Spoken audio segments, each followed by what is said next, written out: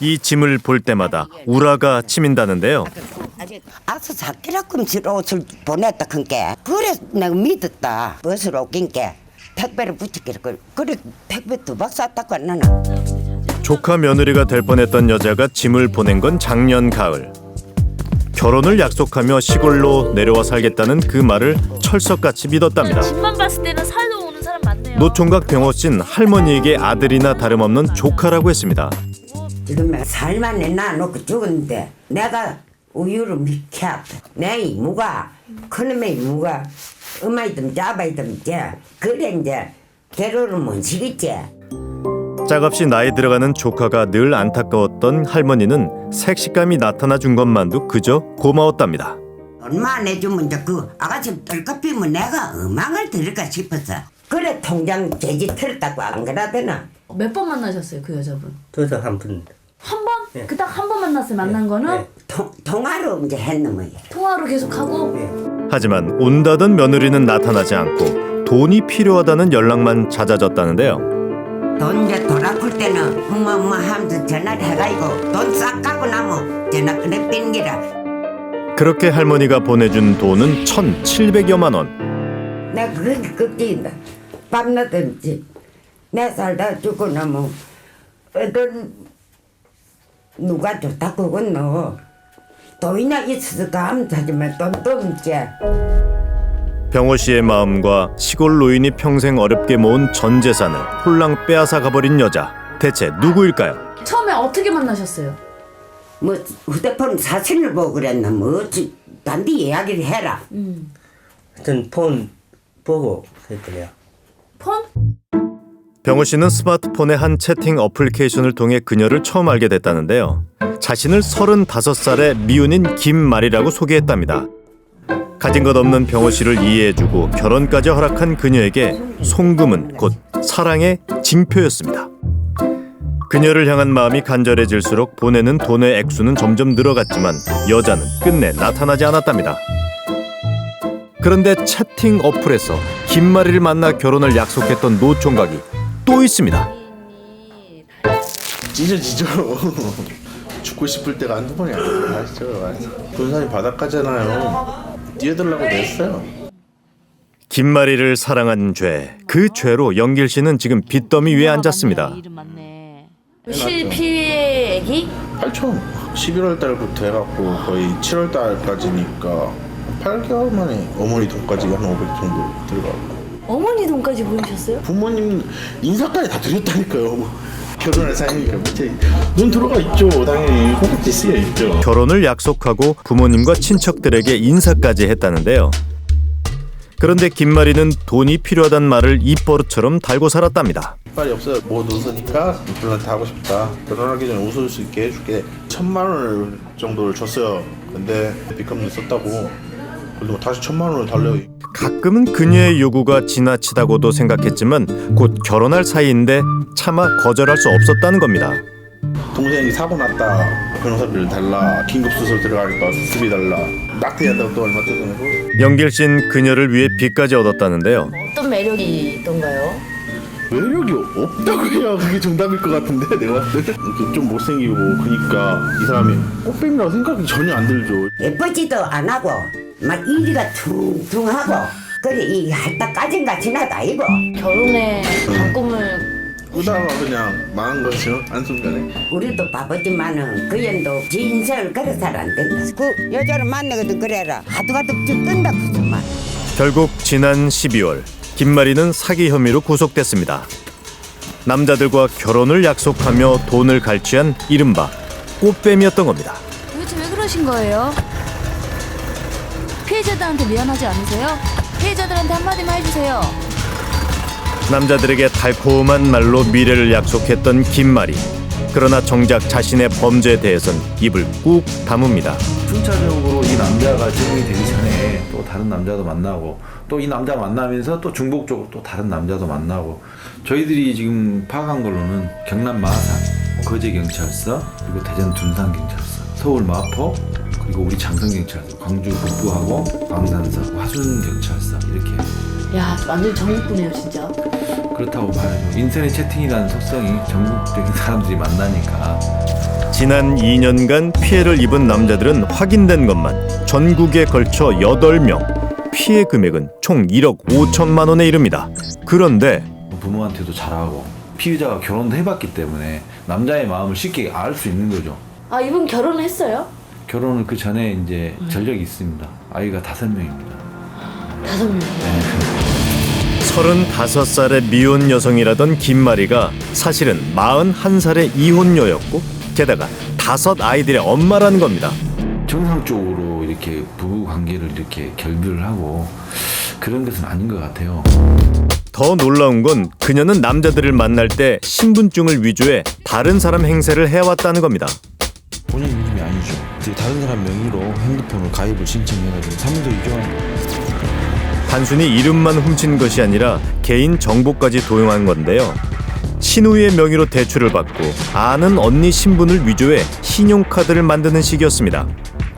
김마리는 지난 12월 체포되기 전까지 한 지방 도시의 원룸을 전전하며 생활해왔습니다. 2개월 동안 밀려있거든요, 월세가. 화려한 옷은 한 번도 안 보고 나는 그냥 집에서 엄청 편하게 우리들보다 더 그냥 아줌마처럼 다닌 것밖에 안 봤어요. 월세도 밀리고 보증금도 다 내지 않았답니다. 꽃뱀일 거라고는 상상도 못했다는데요. 너는 거짓말하면은 다 티나 우리가 막 그랬거든. 근데는 완전히 당하고 있었잖아요. 뭐 가족 이야기, 뭐 살고 있는 지역도 대구 사람 아니에요? 이름도 거짓말이지, 뭐 나이도 거짓말이지. 또 징그럽다 그러려면 결혼해라 우리 엄마가 했거든요. 그 남자만 만나러 서울 간다 했었거든요. 일주일에 한 번 거기 간 것 같아. 그 남자한테는 서울 남자한테는 지가 돈 탔었다고 하더라고. 애끓는 심정으로 그녀를 기다리고 또 기다리며 행방을 쫓던 중 영길 씨는 서울 남자의 존재를 알게 됐답니다. 가한테만 진심이었죠. 다른 사람한테 옷 사준 것도 없고 옷 사준 것도 없어요. 가한테 옷 사주고 20-30만 원씩 생활비를 드렸다. 음식 가져간 거를 서울 애랑 같이 맛있게 먹고 그랬다는데. 영길 씨는 그녀를 꼭 만나고 싶습니다. 정말 단 한순간도 자신을 향한 진심은 없었던 건지 묻고 싶은 게 많은데요. 앞에 가니까 이제 보고는 싶죠. 어떻게 이렇게까지 오게 됐는지. 내가 뭐라고 불러야 할지를 모르겠어요, 사실적으로 말해서. 대체 돈을 다 어디다 썼냐? 서울 애한테 썼다는 말을 들었는데 대체 카드는 얼마나 썼냐? 안 썼어. 사람한테 쓸모 없어. 너 사람한테 돈을 왜 쓰냐? 서울 애가 직접 얘기했어. 네가 부잣집 딸이라고 자기 공부하라고 생활비를 보내줬다고. 어? 미안하다고. 살아봤을 때는 내가 용서해달란 말은 안 한다고. 근데 왜 집에서 나왔어요? 다음 접견 진행을 위해 서울 남자 때문에 돈을 뜯은 게 아니라 아이들 때문이라며 눈물로 호소합니다. 저런 식으로 해갖고 돈을 많이 뜯어냈어요. 울면서 불면서. 못 믿어요, 저. 두고 온 5 아이들의 양육비를 대느라 돈이 필요했다는데요. 사실일까요? 그 며느님이 때문에. 며느님 몰라나 우리. 5년이나 지났는데 뭔 며느리는. 살다가 갑자기 그렇게 변한 것을 누가 어떻게 알아요? 바르고 살았단 게 아버지한테도 예쁨 받고 얼마나 되겠다고. 지가 잘한 게 나쁘면 나쁘다고 해대. 17살 어린 나이에 시집와 20년 동안 아이 5을 낳고 어른들을 잘 모시던 기특한 며느리였답니다. 그런데 막둥이 아들 저렇게 해놓고 어디 김밥집인가 아리바트 직관에는 이제 애들도 많고. 근데 그거 가다 어느 날 없어졌어. 이게 나도 우리도 가만히 생각하면 누가 빼냈는가. 자기 시집살이 때문에 나왔다고. 이 누구냐 같은지 하지 말라 이거냐. 뭐 시집 와서 우리하고 같이 살아가니 따로 살았지. 학비도 없은 게 다 작은아버지 보태고 나도 적게 보태고 다 그렇게 살게도 보냈어. 무슨 학비 보태? 전 남편과 어렵게 연락이 닿았는데요. 저하고는 우리 애들이랑 뭐 전혀 그 사람하고는 연관을 짓고 싶지 않으니까 얘기 나오는 자체도 싫어요. 대출을 받은 거 눈앞으로 했던 거 대출 받은 것도 건을 받아서 애기 통장 앞으로 이체를 시켜놨더라고요. 조회를 해보니까 그렇게 해서 풀어갖고 빼가버렸고 휴대폰 개통해서 이권 저권 쓰고 5년 전 신우의 신분을 도용해 돈까지 빌려 집을 나가버렸던 김마리. 그녀가 다시 모습을 드러낸 건 그로부터 2년 뒤 한 휴게소였습니다. 당시 김마리는 이곳에서 숙식을 하며 일을 하다 절도죄로 붙잡혔던 적이 있답니다. 빵순언니 카드를 가져가셔가지고 옷을 샀어요. 렌터했는 차 가서 충전을 했어요. 그 옷이 여자 옷? 아니 남자 옷이 남자 옷. 왜 남자 옷을 샀지? 하면서 자기 옷도 사야 되는데 옷도 되게 어설프게 입고 다녀요. 그때 내가 알기로는 사귀는 사람이 있는 줄 알아. 그녀가 도둑질을 해서 남자 옷을 사고 차가 필요했던 이유는 무엇이었을까요? 그런데 이 시기는 바로 그녀가 서울 남자를 만나기 시작한 무렵입니다. 결국 절도 사건은 벌금형에 그쳤지만 이때부터 그녀의 전국적인 사기 행각이 본격적으로 시작됐습니다. 혹시 김마리의 모든 절도와 사기의 목적이 서울 남자를 위해서였을까요? 그를 만나봐야겠습니다. 실례합니다. SBS 궁금한 이야기 와이프에 잠깐 말씀 좀 나눌 수 있을까요? 저희 피하시는 거예요? 혹시? 서울 남자가 어렵게 인터뷰에 응했습니다. 돈을 받은 게 아니라 선물을 받았어요. 결혼할 사니까 네가 나중에 잘하라 해서 뭐 옷 같은 거 받고 집에다 뭐 선물 같은 거 보내고 어머니한테 잘하고 할머니한테 잘하니까 마음이 갔던 거죠. 아버님이 사업하시고 중장비 업체가 있어요. 자기가 저기 여기 회사라고 하면서 저희 거 가까이 데리고 왔었고 명세표가 있길래 이게 딱 보니까 렌트카 내역확인서에 김라고 되는 저는 바로 알고 있었고요. 게다가 5살 연상인 줄 알았던 여자는 10살이나 많은 아이 엄마였는데요. 허구의 인물을 만들면서까지 서울 남자에게 잘 보이려 한 목적은 대체 무엇이었을까요? 신분증을 위조하죠. 돈을 뜯어갔는데 야금야금 이렇게 이거는 상습성이에요. 그리고 상당히 지능적인 거고 원래 사기치고 돈 뜯다가 이 남자를 만났는데 정직한 자기 모습을 보여줄 수 없으니까 또 거짓의 인물을 또 제시한 거고요. 그거 맞추려다 보니까 가속화가 돼서 더 많이 뜯은 거죠. 사랑하는 사람이 실제 나타났어도 역시 행위 패턴은 동일할 수밖에 없었다 이렇게 보는 거죠. 다른 피해자들을 통해 마리 씨의 실체를 알게 된 서울 남자는 이별을 통보했지만 그녀는 끝까지 김마리가 아니라며 매달렸다는데요. 지난 2년 동안 자신이 사랑한 여자가 대체 누군지 서울 남자는 섬뜩하기만 하답니다. 제 주변 사람들 다 만났어요. 저는 그쪽 한 명도 못 만나고. 친구들이 놀려냈어요. 나중에는 하차 보라고 네 얘기라고 하면서. 저 주변에 진짜 저는 호구예요. 다시 그녀를 만나봐야겠습니다. 이렇게 돈 받아도 다 어디다 썼어요? 학교를 계속 보면 가게 돈이 다 들어갔어요? 이거도 제일 미안해요.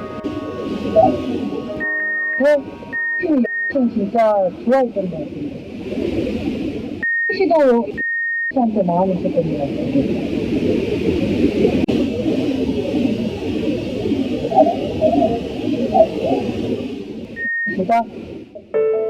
그녀는 서울 남자에게만은 진심이었다고 말합니다. 거제도 쪽에는 안 미안해요. 안 만났다고?